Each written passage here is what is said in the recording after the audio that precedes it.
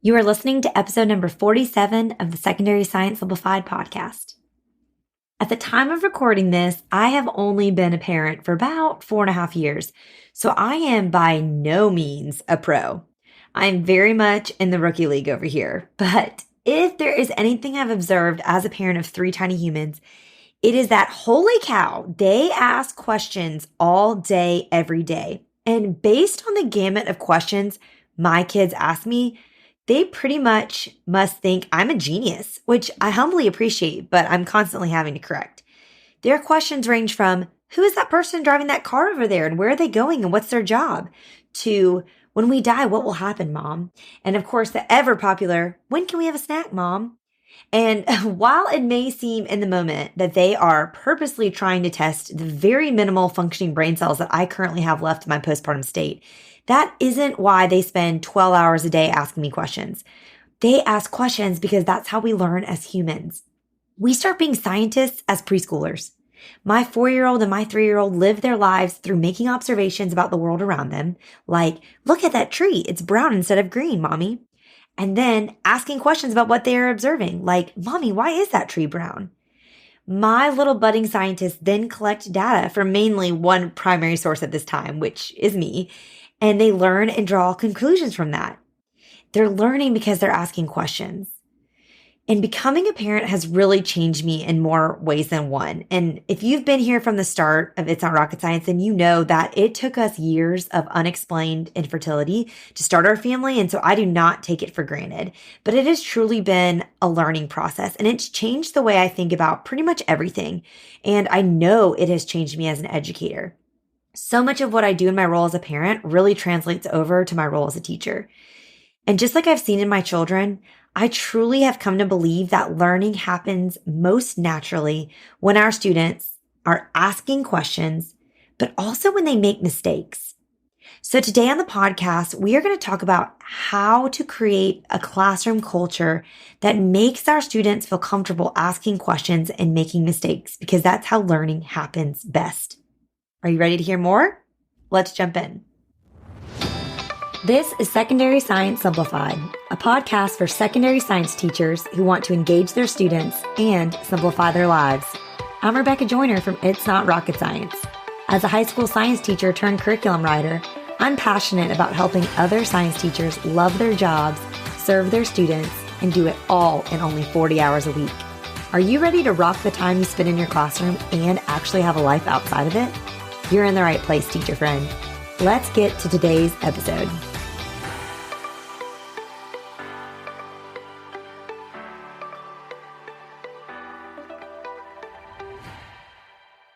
A very, very brief side note. We are quickly approaching the 50th episode of the Secondary Science Simplified podcast, and I'm doing a special Ask Me Anything sort of episode. So no topic is off limits. There are no rules here, but this is your last chance to send me any questions that you have, because I'm planning to record this week. So if you have a question, pause right now and DM it to me on Instagram at its.not.rocket.science, or shoot me an email to Rebecca at itsnotrocketscienceclassroom.com with the subject line question for episode 50, because I need to get all of these questions in by Tuesday the 8th so that I can get this episode recorded and edited and out to you. Okay, now let's get back to talking more about how learning happens. Like I said at the start of this episode, I've just learned so much in my life through my two primary roles, one as a parent and two as an educator. And what I found is that what I'm learning in each of these roles is often impacting what I'm learning and doing in the other role. I've told my husband so many times that if I get to be back in the classroom full time one day when I don't have 3 daycare age children, I will be such a different teacher. And I say that because of what I know now about being a parent and how that's changed me as an educator. And one of those things is how I think about learning and how it happens in my high school students, just like my preschool roommates. These favorite tiny humans of mine are like little sponges soaking up and learning a gajillion things an hour. And it's truly amazing to watch their brains work and process what they're seeing and what they're learning. And through observing them, I've really seen, again, that most of their learning is happening through asking questions and making mistakes. And I want to talk to you about that today because I believe this is what's going on with the students in our classrooms. So let's talk first about asking questions. We need to prioritize getting our students to ask questions because asking questions is foundational to thinking and acting like a scientist. It is in the very nature of our subject area that our students ask us questions. Asking questions also engages our students' minds in what they are learning. Think about the example I said at the start of the episode of the color of trees with my children. Could I have just spontaneously started explaining why some trees are brown to my kids while we drove to the grocery store? Absolutely. Could they have learned from me telling me that? Of course. But wasn't the learning so much more meaningful because my children were the curious initiators of the learning process? It's so easy as teachers to become the centers of our classrooms and the primary force and the solitary source of learning that's happening. But I believe so passionately that learning happens best when the student is at the center and the student becomes the primary force, seeking many different sources to learn from. And this is why it's so important to get our students asking questions. Asking questions is really a requirement to move our students to the center of their learning and make them that primary force that's driving their learning. And I could go on a whole tangent about this. I have a lot to say about student-centered pedagogy, so much so that I did an entire month-long series on this back in July. So if you want to hear more about that, head to the show notes, and I have linked episodes 29 through 32 in there, all about student-centered pedagogy. But at this point in the episode, I know you may be thinking, okay, yeah, I get it, Rebecca. We need our students to ask questions. I want my students to ask questions, but they won't do it. How do I actually get them to do this? And this is where it all goes back to the classroom culture that you are creating. We have to create a culture in our classrooms that fosters question asking. Our students will never ask questions if they don't feel comfortable doing it. But unfortunately, we can't just completely change our classroom culture overnight because you start establishing a classroom culture, whether consciously or subconsciously, from the moment your students walk through your doors at the start of the school year. So to create a classroom culture that prioritizes asking questions, we need to focus on relationships, discussions, and relevancy. So first, our students need to see that we see them as a person apart from being a student. And this is something that I learned from my own high school chemistry teacher, who I interviewed back in episode 35. So make this distinction. Start building a relationship with them as a person apart from them as a student from day one. This will help them to feel comfortable with you as a student when they know you care about them as a person. And if you're not sure where to get started in building relationships, I will link in the show notes a blog post I have about this. So we need to focus on relationships. We also need to focus on discussions. Our students need to see that discussions are an integral part of our classroom culture, that they will be expected to speak when they're in our classrooms, that we will have a running dialogue going with them and with us at all times. This is not a sit and get type of learning situation, but an engage, ask, and apply type of learning situation. They are expected to play an active role in their learning and not a passive one. And I have some more practical tips about engaging your students in discussions. And again, I'll link that blog post in the show notes. And lastly, our students need to see that what they are learning has meaning in their lives. When we make our content relevant to our students, they will naturally become more engaged in the learning process. And this will lead them to ask more questions. I don't care what science subject you teach, you can make it matter to your students. And you must if you want to have a classroom culture that fosters asking questions. Because if they don't care enough about the content, they're not going to ask. And so you may be listening to this episode when it airs. And at that point, it's going to be halfway through the school year. And so you might be thinking, it's too late. But first, let me say this. It is never too late to change up what you're doing in the classroom. The school year is never too far gone. It just may take more time and energy than if you had started doing this from day one. Because instead of creating a classroom culture from scratch, we're having to transform an existing classroom culture that's already been established. But it can be done. And I'm going to end this episode with 7 very quick, actionable, and practical tips to get you started ASAP. But before we get there, we need to also talk about the second way that learning happens, and that's through making mistakes. Maybe it's just me, but haven't you found that most of what you've learned in life has come through trial and error?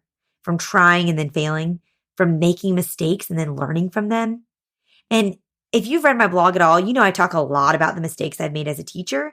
And I mean, honestly, basically, I've written an entire professional development course to help other secondary science teachers learn from my mistakes and work smarter and not harder. And so I clearly think it is good to try to help others learn from our mistakes by not making the same ones. But sometimes I really think that learning is just going to happen best when we do try something on our own and fail. And why do I think this? Because learning is all about growing and changing how we think. We can't stretch our students' thinking or their abilities to new depths unless there's a little bit of discomfort in there. I mean, seriously, think about the act of physically stretching. If you were to bend over and attempt to touch your toes right now, you will most likely experience some sort of discomfort. And if you don't, you aren't technically stretching because you aren't really pushing past that point of comfort to discomfort where improvement and change and stretching in that muscle really happens. And it's the same for our students in terms of mentally stretching. Improvement and growth is going to come from that little extra reach out of their comfort zone. And getting them out of their comfort zones opens them up then, though, to potentially make those mistakes. And so this is going to require our students to attempt things that they don't know how will turn out. And many of our students don't want to do that. Trying something new and maybe making mistakes requires a sense of both humility and courage because we have to be willing to expose ourselves to potential failure. And y'all, this is hard to do, especially in our current society. Our students are terrified of failing, so they don't try. And honestly, I don't blame them. Y'all, can you imagine how different your childhood and your formative years would have been if there were constantly people surrounding you with cameras documenting every last mistake and potential embarrassment of your life? It is no wonder our students have such a hard time with this. But this is why we have to make it a priority as teachers to create a classroom culture where our students feel comfortable making mistakes because they don't really feel comfortable doing that in pretty much every other aspect of their lives. Okay, so how do we do this? Just like with getting our students to ask questions, if we want them to feel comfortable making mistakes, it starts with forming a relationship with them. They have to trust us first and foremost. And additionally, we have to make our own mistakes in front of them and show them that it's okay. We have to model humility for our students so that they can see that there's a difference between humility and humiliation. There's no need to be humiliated when you make a mistake. Everybody makes mistakes. We're humans, we're not robots, and we need to model this for our students. When you forget to pass something back to them, own it. Be like, whoops, my bad, I didn't pass that back out. When you say something maybe a little too harshly that might have been hurtful and you didn't intend to, apologize. When you pull a resource off of Google search to use at the very last minute and it ends up kind of sucking, just tell your students you didn't make it. Be like, honestly, I was up all night with my newborn. I whipped this thing together this morning. This is not a lab that I made. That's why it's not that great, but we can still learn from it.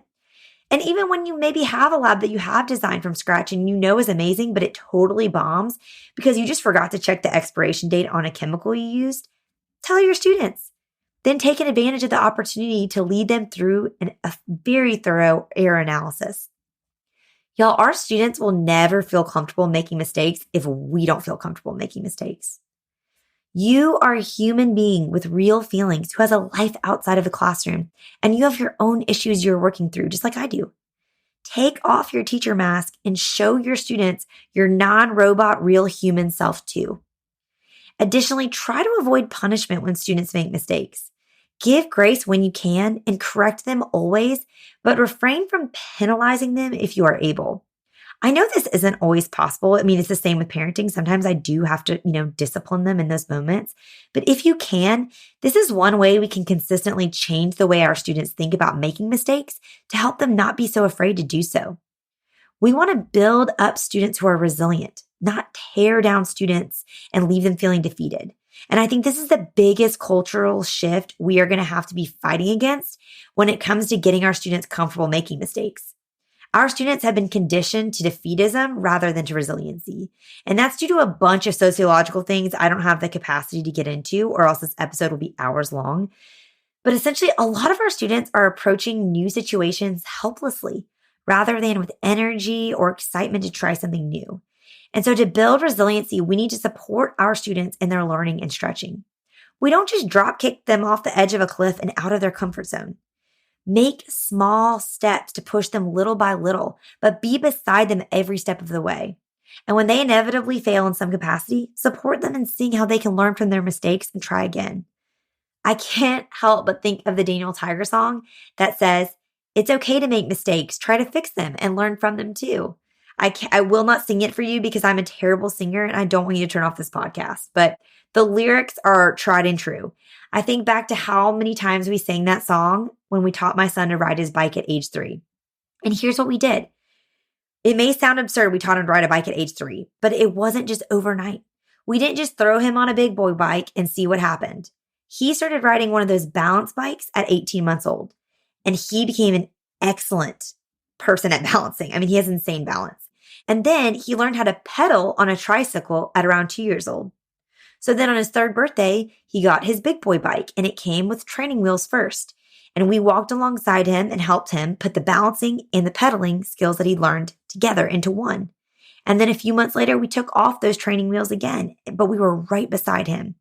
It was a slow and gradual process. And when he messed up, we sang our little Daniel Tiger song and we walked through together what went wrong in order to learn from it.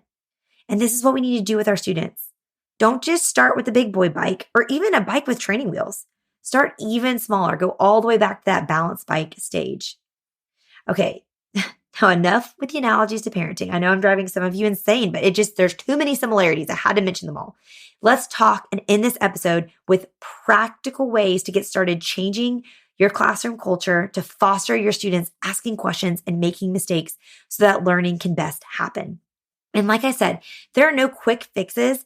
This is something that your classroom culture begins from day one, but I do have 7 kind of action items for you that you can take and run with today if you want to start transitioning your classroom culture. So first, flat out tell your students that you want them to ask questions and make mistakes in your classroom, and make it clear why, because this is how they're going to learn best. If they aren't asking questions and they aren't making mistakes, they really aren't learning and stretching themselves as students. I mean, honestly, you should put this in your syllabus so that from day one, they know at the start of the year that your job as their teacher is more about teaching them how to learn and how to think than it is about teaching them very specific science content. The second thing I want to challenge you to do is start building those relationships with your students if you haven't yet, and let them know that you see them as both the student that they are, but also the person that they are, totally separate from that. Keep these distinct in terms of how you interact with them on a teacher-student level at times, but also on a human-human level at other times. The third thing I want to encourage you to do is model this. Some of the best parenting advice I ever heard was more is caught than taught. So I model for my students how I hope that they will behave and think. If I want them to be kind, I can't be rude. If I want them to be patient and not rush through things, I can't rush them through things. If I want them to ask questions, I need to ask questions. I need to verbalize my own curiosities. Asking questions requires an ounce of humility, like I said at the beginning, so show that to your students. Model what you hope to see in them yourself. If you want your students to be curious and engage in your content and ask questions, then you need to be curious and you need to engage and you need to ask questions. If you want your students to put themselves out there and try new things and make mistakes that they learn from, then you need to put yourself out there and try new things in your classroom and humbly own when you fail and make mistakes and how you're going to learn from them. The fourth thing I want you to try is just be consistent. Consistency is everything. Make a point to ask each student a question in every class period if you can. And I know this is a lofty goal if you have like 25 plus students, but just make an effort and try to connect with each student every day in this way. And when you're asking a lot of questions, this kind of starts a running dialogue in your classroom between you and your students. And yes, it will make your classroom a lot noisier, but it will also foster deeper connections and comfort that will then lead to more question asking and learning. Okay, the fifth thing I want to challenge you to do is if you still feel like you are pulling teeth to get your students to even speak in your class, ask them why they won't ask you questions. I found out that my son T wasn't talking in his preschool class unless he was at lunch or recess. His teacher told me this. So after school, I asked him, I said, T, why don't you ever talk in school or ask questions or engage with your teacher at all? And I come to find out he just doesn't like having to raise his hand to talk. So he doesn't. And it could be as simple as that with your students. Maybe you need to eliminate the hand raising requirement to eliminate that barrier when it comes to your students asking content specific questions. Maybe not. We won't know what's holding them back unless we ask them. So if your students are not talking with you at all or asking questions at all, ask them why and see what they say. Okay, the sixth thing I want you to consider is prioritize error analysis and follow-up questions during your labs.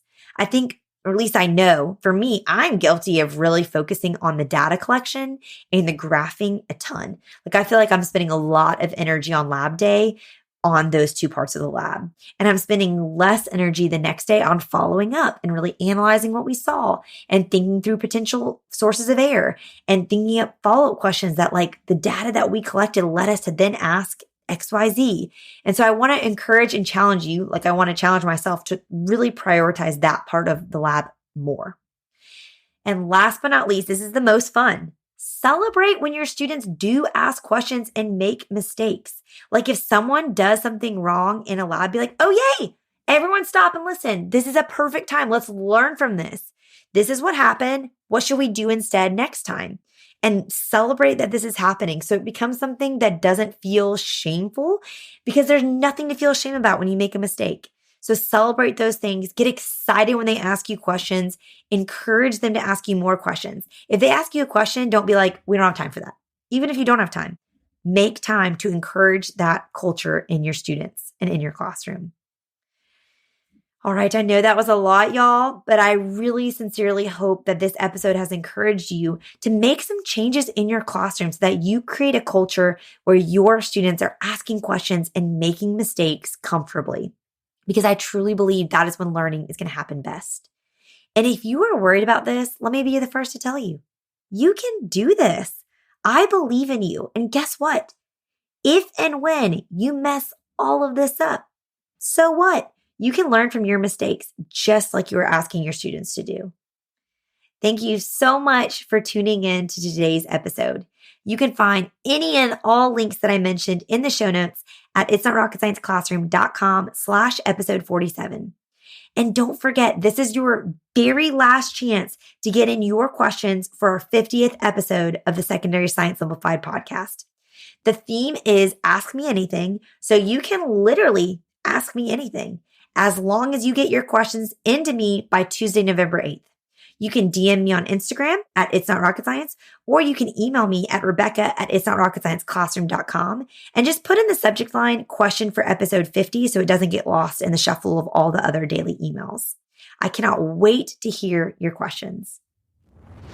All right, teacher friends, that wraps up today's episode. If you're looking for an easy way to start simplifying your life as a secondary science teacher, head to itsnotrocketscienceclassroom.com/challenge to grab your classroom reset challenge. And guess what? It's totally free. Thanks so much for tuning in, and I'll see you here next week.